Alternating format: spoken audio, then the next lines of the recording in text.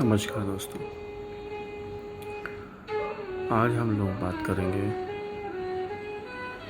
कि सूफी संत कौन होते हैं। सूफी संत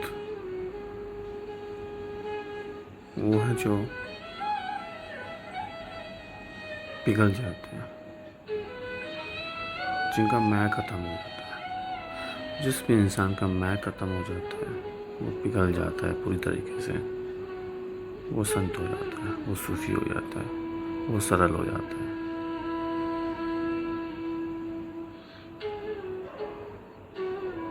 सूफी संत कभी भी साधक नहीं हो सकता,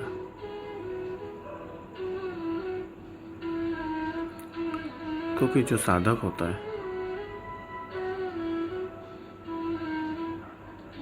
वो आत्मा तक ही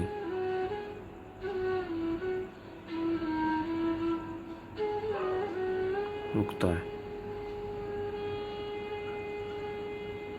वो साधना करने के लिए प्रयास चाहिए, और दूसरा मैं।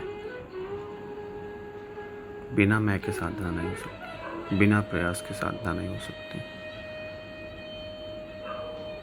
और जहाँ साधना होगी वहाँ कठोरता होगी। इसलिए ज़्यादातर साधक लोग आप देखेंगे थोड़े कठोर होते हैं।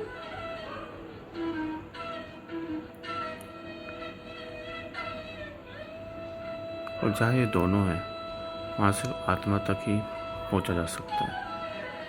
रिद्धियाँ सिद्धियाँ पाई जा सकती हैं, परमात्मा तक नहीं पाया जा सकता। इसलिए ये लोग आत्मा तक ही रुक जाते हैं और वही बोलते हैं। लेकिन जहाँ वो सूफी संत की बात करते हैं, फ़कीरियत की बात करते हैं, वो लोग उपासक होते हैं। उपासक मतलब पास चले जाना, निकट चले जाना, अपने आप को ख़त्म कर देना, पिघला देना। किसके? परमात्मा के। इसका सबसे बड़ा एग्जाम्पल कृष्ण है। कृष्ण के जितने भी बड़े भक्त हैं वो सब उपासक रहे हैं, कोई भी साधक नहीं रहा। चाहे वो मीरा है, जितने भी, किसी ने भी साधना नहीं की। और कृष्ण उनको ही दर्शन दिया, उसमें ही कृष्ण समाये, जिन्होंने अपने आप को पिघला दिया, जिनके अंदर मैं नहीं थी।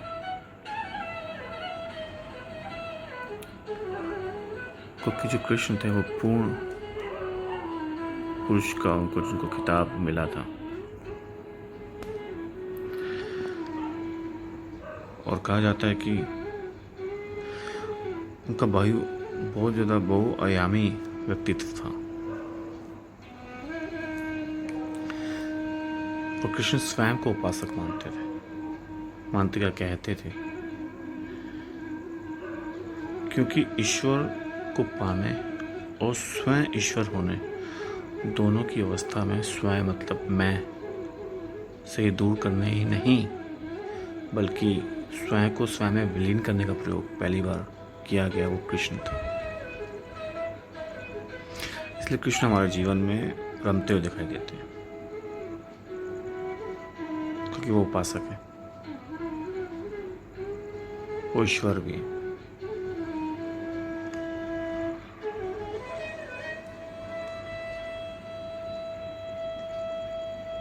क्योंकि जब मैं ही नहीं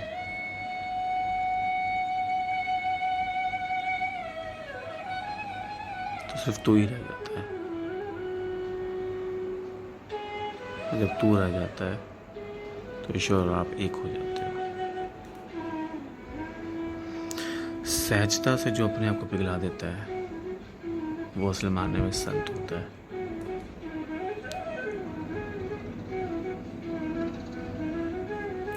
क्योंकि उपासना में खुद को मिटना होता है,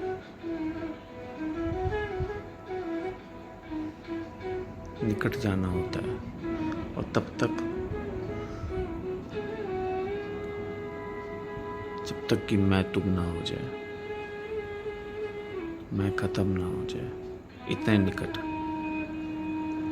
क्योंकि डिस्टेंस, हमारा डिस्टेंस होना ही हमारे मैं को दर्शाता है, ईगो को दर्शाता है, अहम को दिखाता है। और जब तक ये नहीं ख़त्म होगा तब तक आप परमात्मा को नहीं पा सकते, उसकी अनुभूति नहीं कर सकते।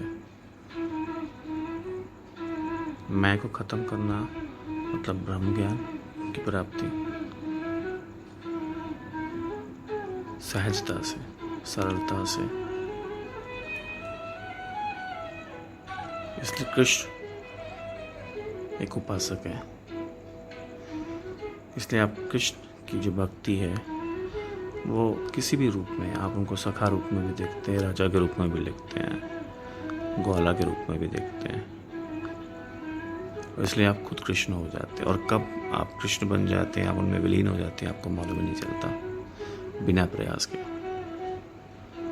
सिर्फ सरल होना है, सिर्फ सहजता से मैं खत्म करनी है। अपने हम निकट हो जाएंगे, निर्चार हो जाएंगे, सब एक्सपीरियंस नहीं रह जाएंगे। और कब तुम रह जाएगा, तू रह जाएगा, पता नहीं चलेगा। और जिस दिन वो अवस्था आ गई, आप मीरा बन जाएंगे, आप संत रूबी बन जाएंगे, आप कबीर बन जाएंगे।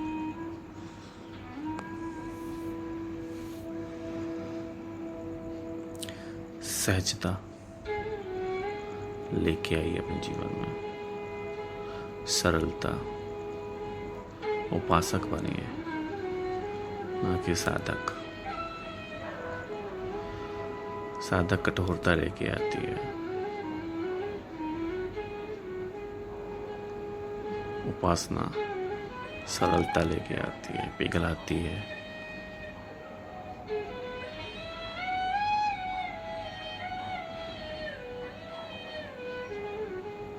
जीवन का यही आयाम है।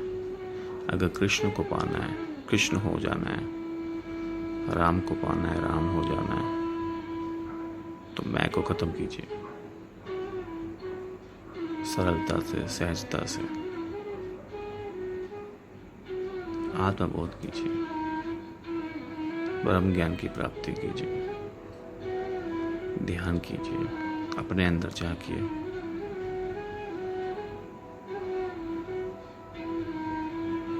सहजता से, लेकिन सरलता से जीवन को सरल बनाए। धन्यवाद। अपने और अपने माता पिता का ध्यान रखें।